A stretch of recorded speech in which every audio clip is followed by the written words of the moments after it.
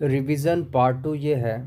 Nostalgia knees felicitate facilitate having said that given that I was wondering and I am wondering, इन सब को हम देखेंगे। First one है नॉस्टैल्जिया। इसके कुछ एग्जाम्पल है। पुरानी तस्वीरें देखकर मुझे अतीत की यादें ताज़ा हो जाती है। बारिश की खुशबू मेरे बचपन की याद दिलाती है। पुरानी यादें हमें उन सरल दिनों की अहमियत समझाती है। कई साल बाद अपने शहर जाने पर उसे पुरानी यादें ताज़ा हो गई। पुराना संगीत सुनकर अक्सर हमें अतीत की यादें आ जाती है। कैसे ट्रांसलेट करोगे इन सबको? दिमाग लगाओ।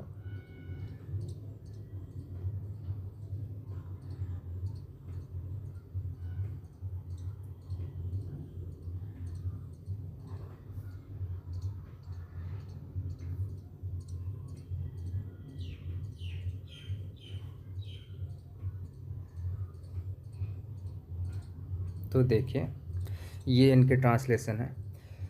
Looking at old photographs fills me with nostalgia, ये फर्स्ट वन का है। सेकंड वन का the smell of rain brings nostalgia of my childhood. Third one, nostalgia makes us appreciate the simple times we once had. Fourth one, he felt nostalgia when he visited his hometown after many years. And fifth one, nostalgia often comes when we listen to old songs. तो सारों के translation अच्छे से देख लीजिए और समझ लीजिए।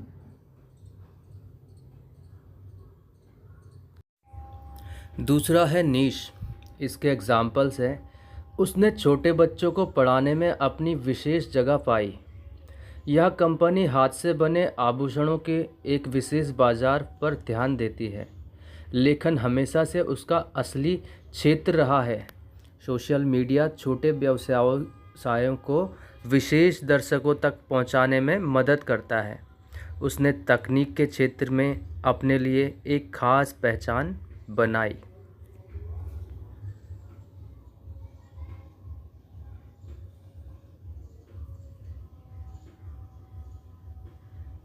एग्जाम्पल के सारे ट्रांसलेशंस देख लीजिए। She found her niche in teaching young children. Niche मतलब अपनी खास जगह बनाई उसने। This company focuses on a niche market of handmade jewellery. इस कंपनी ने आभूषणों के एक विशेष बाजार पर ध्यान देती है ये company. Writing has always been his true niche. उसका जो असली क्षेत्र, असली जो जिसमें उनको महारत हासिल है, वो क्या है? राइटिंग है। सोशल मीडिया छोटे व्यवसाय को विशेष दर्शकों तक पहुंचने में मदद करता है। Social media helps small businesses reach niche audiences, यानी कि खास दर्शक वर्ग। He carved a niche for himself in the field of technology. Next है फेलिसिटेट। प्राचार्य वार्षिक समारोह में उत्कृष्ट छात्रों को सम्मानित करेंगे। मेयर ने खिलाड़ियों को उनके उत्कृष्ट प्रदर्शन के लिए सम्मानित किया। उसे एक गुलदस्ते और स्मृति चिन्ह से सम्मानित किया गया। संस्था ने शिक्षिका को उनकी 25 वर्षों की सेवा के लिए सम्मानित किया। पुरस्कार विजेताओं को सम्मानित करने के लिए अतिथियों को आमंत्रित किया गया। तो इनका ट्रांसलेट कीजिए आप इंग्लिश में। कैसे करेंगे?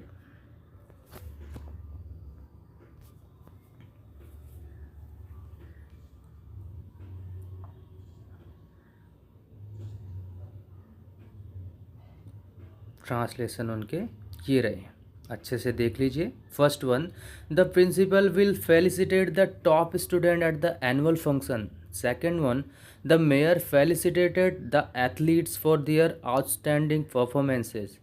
She was felicitated with a bouquet and memento. Memento मतलब स्मृति चिन्ह। The organization felicitated the teacher for her 25 years of service. Fifth one, guests were invited to felicitate the award winners.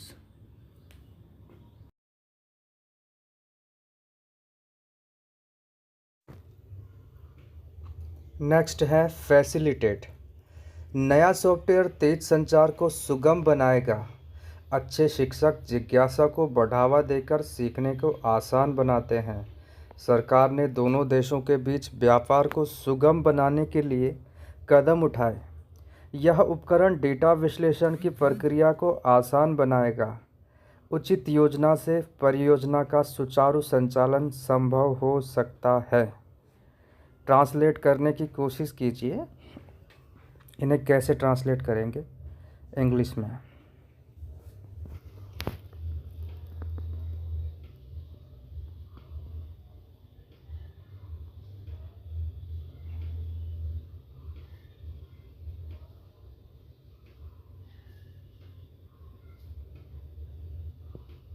Facilitate का मतलब है चीज़ों को आसान बनाना।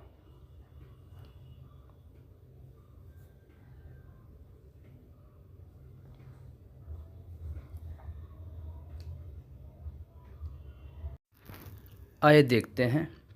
फर्स्ट वन का है the new software will facilitate faster communication. ठीक है, नया सॉफ्टवेयर फास्टर कम्युनिकेशन को आसान बनाता है। Good teachers facilitate learning by encouraging curiosity. Good अच्छे शिक्षक जिज्ञासा को बढ़ावा देकर सीखने को आसान बनाते हैं। Third one the government took steps to facilitate trade between the two countries. सरकार ने दोनों देशों के बीच व्यापार को सुगम बनाने के लिए कदम उठाए। Fourth one this tool will facilitate the process of data analysis. Fifth one उचित योजना से परियोजना का सुचारू संचालन संभव हो सकता है। Proper planning can facilitate smooth project execution. Smooth project execution को आसान बनाता है क्या? Proper planning.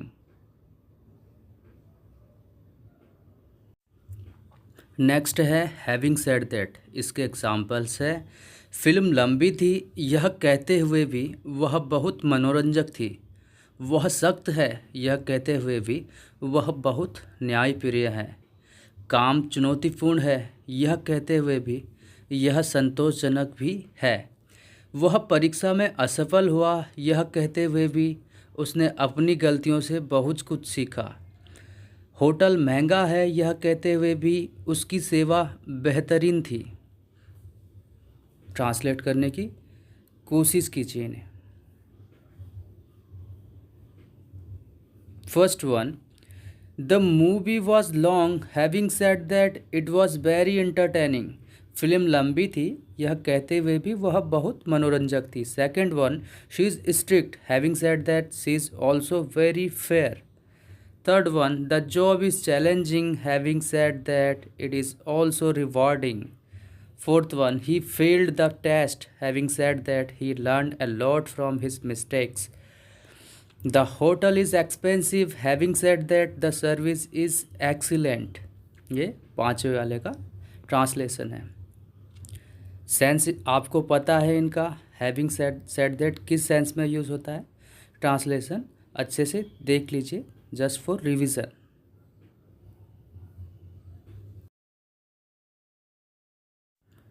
नेक्स्ट है गिवन दैट। इसके एग्जाम्पल्स हैं यह देखते हुए कि बारिश हो रही है हमें छाता ले जाना चाहिए।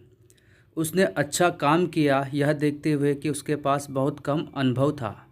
यह देखते हुए कि ट्रेन देर से है हम बैठक चूक जाएंगे यानी कि मीटिंग। यह देखते हुए कि उसकी उम्र 70 से अधिक है वह बहुत अधिक सक्रिय है, एक्टिव है। यह देखते हुए कि दाम बढ़ रहे हैं कई लोग खर्च कम कर रहे हैं।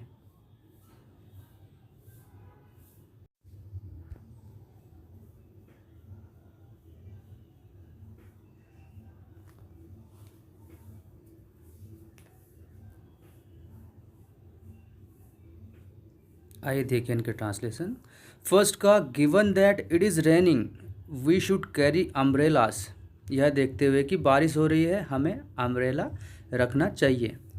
She did well given that she had little experience. उसने अच्छा काम किया कम एक्सपीरियंस होने के बावजूद भी। Given that the train is late we will miss the meeting. यह देखते हुए कि ट्रेन काफ़ी लेट है हम मीटिंग मिस कर जाएंगे। He is very active given that he is over 70 years old. 70 साल होने के बावजूद भी वह बहुत एक्टिव है। Given that prices are rising many people are cutting expenses. यह देखते हुए कि दाम बढ़ रहे हैं, कई लोग खर्च कम कर रहे हैं।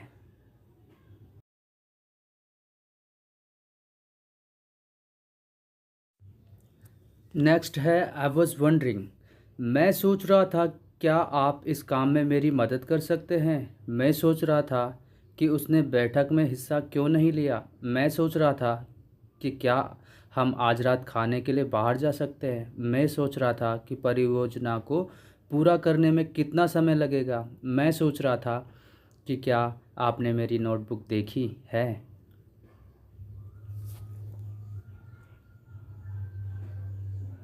ट्रांसलेशन इनके देखिए। I was wondering if you could help me with this work request. I was wondering why she didn't attend the meeting. I was wondering if we could go out for dinner tonight. I was wondering how long it will take to finish the project.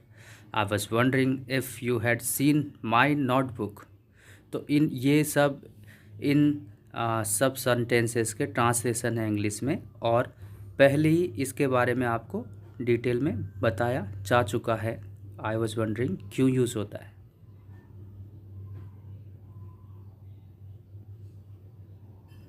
Next है I am wondering. मैं सोच रहा हूँ कि train किस समय पहुँचेगी। मैं सोच रहा हूँ कि क्या वह प्रस्ताव स्वीकार करेगी। मैं सोच रहा हूँ कि दुकान अभी भी बंद क्यों है। मैं सोच रहा हूँ कि हम इस समस्या को कैसे हल कर सकते हैं। मैं सोच रहा हूँ कि क्या आज बारिश होगी। आई एम वंडरिंग का यूज़ करके इन सब सेंटेंसेस को ट्रांसलेट करना है, और सोचिए इस पर।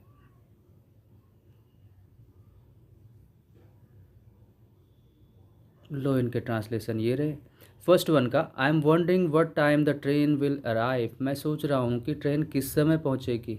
Second one I am wondering if she will accept the offer. मैं सोच रहा हूँ कि क्या वह प्रस्ताव स्वीकार करेगी। Third one I am wondering why the shop is still closed. दुकान अभी तक बंद क्यों है। I am wondering how we can solve this problem. And fifth one I am wondering whether it will rain today. कि क्या आज बारिश होगी। मैं क्यूरियस हूँ ये जानने के लिए, और ये प्रेजेंट में क्यूरोसिटी को शो कर रहा है। ये सब आपने पहले ही पढ़ लिया है।